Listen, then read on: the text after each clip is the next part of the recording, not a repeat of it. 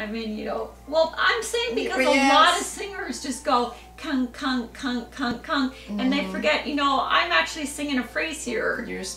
Yes, you're saying something. Yes, exactly. And you emphasize maybe one word over the other. Maybe it should be the verb because, you know, I'm going to the store. Actually, that was a bad example, but okay. I am going to the store. Okay. Well, I'm saying... That's right. It's the same thing. We keep throwing the word practice around, and other people do too. But what we were trying to say is to practice correctly. It's not just practicing; it's practicing or to have correctly. a thought in mind of what it is that you want to practice too. I mean, have a goal with your practicing. Like this week, I'm going to work on this certain song, and I would like to figure out how to do these first 5 phrases. In a meaningful manner. That's something that I can communicate emotionally to the audience. Right, but that's even at a higher level than okay, but at least it's good to have a goal. Well, okay, fine, but I'm not. I'm not a beginner. No, I know, but I'm talking about. I was thinking about beginning.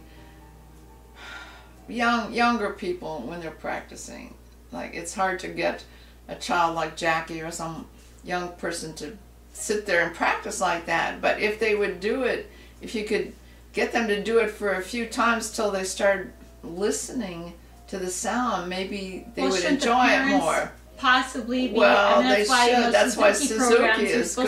The parents are supposed to be involved. They do that, and also the Suzuki is good to begin because you're listening instead of worrying so much about what note, how does this note go down, or if you're trying to learn reading and playing at the same time, and you have no background, it's hard for a young child. I can totally agree with that. That's why especially the Suzuki is good. People who are musicians naturally have a good ear. Right. So it would be good listen, to do that. So you need to listen to the sound you're making. Again, you know, I don't know, I've never sat in on a Suzuki class, but I know a lot of it is memorizing, but hopefully a lot of them get decent sounds out of it, so they must stress that a little bit to listen to the sound that you're making, well, not just to playing. If it's only a listening. Well, you can do surface playing without getting a good sound, though. You can. On most instruments, you can. Maybe the method really teaches you to listen. So I think that more in depth. In the beginning, they must, which is a good thing, because look now in symphony orchestras and all that, mostly Asian people in them, and a lot of that is from the Suzuki method. Yeah, a lot of with the Japanese, that was the big thing. Well, now it's the Chinese. I don't know about their method. Well, they all come and study here. They come, yes, right. So, but they don't come until they've gotten to a certain level, though. So. Again, it's just maybe that's numbers. There's so many of them that the good ones have learned somehow to listen and get that sound. Where in this country we're trying to teach a lot of people, well, or anywhere, I guess. That's assuming there's a music program in your school. Yeah, which doesn't happen anymore. No, it's all private pretty much now.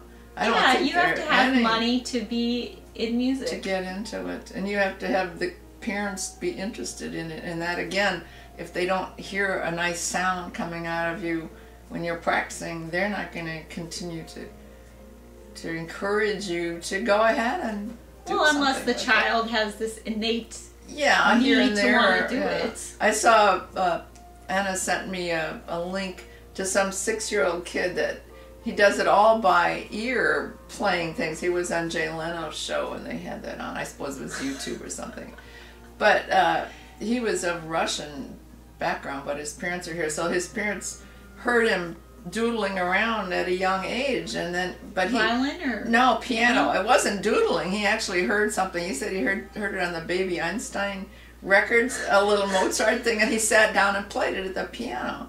So but you know, that's really rare. Rare. So that kid is going to be encouraged now, you know, to continue. I mean, there are some people that can do that. Yes, but that was all by ear. It wasn't anything fine. By note. I know 2 people that can do that.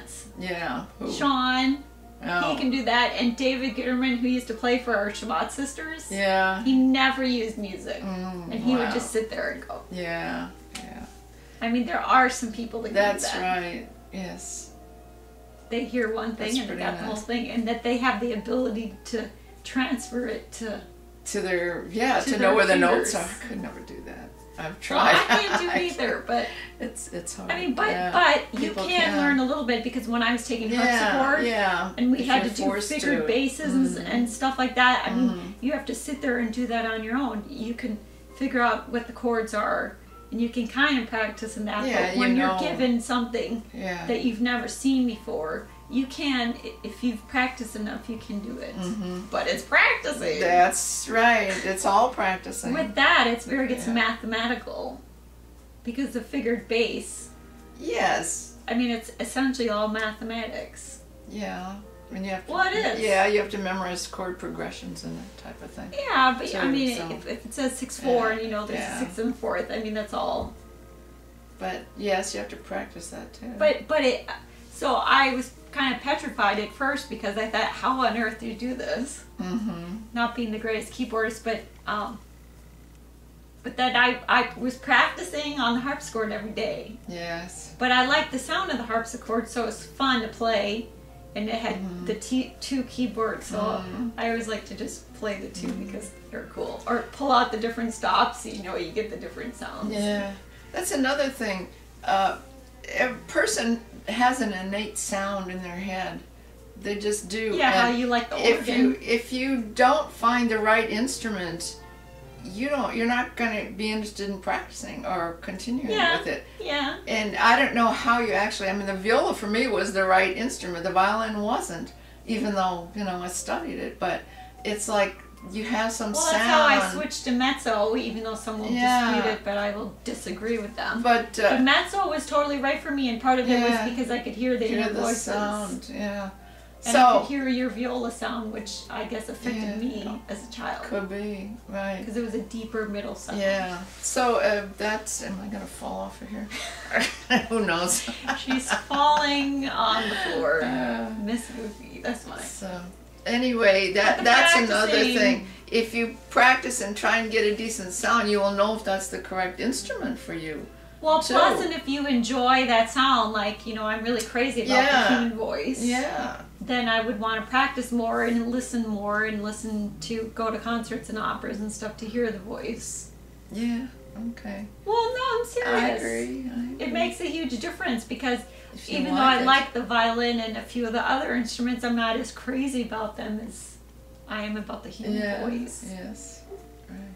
And I like the organ because to me it's amazing that you can play with all these stops and all these what do you call them? Keyboard manuals plus all the feet. I've seen double manual feet. To me, it's just astounding that they can do that. And one time in Heidelberg, I remember I was in the church and the audience was like in the balcony because the one downtown. Yeah, I think so. They have this great thing they do on Bach's birthday. They have 24 hours of Bach at that church. That is so wonderful. So anyway, the organist where he plays is on the balcony, on this side. So all the audience sat on this side, so you could see him do all this. I think I went to a concert with you. Oh my gosh, it was just fascinating that you can watch them do.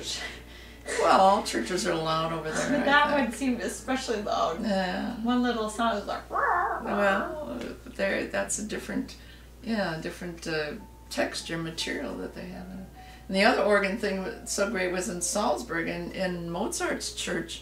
They have 4 organs in there and 4 points. Yeah. And he wrote a 4 organ concerto, and they played it there. I don't think you were with me then.